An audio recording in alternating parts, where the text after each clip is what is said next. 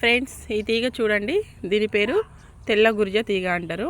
దీని యొక్క ఆకు ఆరోగ్యరీత్యా చాలా మంచిది. ఎవరైతే స్త్రీలకు కొంచెం హెల్త్ సమస్య ఉంటుందో, అంటే తెల్లబట్ట అంటారు, అలాంటి సమస్య ఉన్న వాళ్ళందరూ కూడా ఈ ఆకును తిన్నట్లయితే వారి ఆరోగ్యం మంచిగా అవుతుంది. ఆ బాధ నుంచి విముక్తి అవుతారు. మరి ఈ ఆకు చాలా తియ్యగా ఉంటుంది. తెల్ల గురిజాకు ఇది చాలా అరుదుగా దొరుకుతుందన్నమాట. ఇది నేను ఇక్కడ ఊరు వచ్చాను, ఆ ఊర్లో ఉంది అన్నమాట.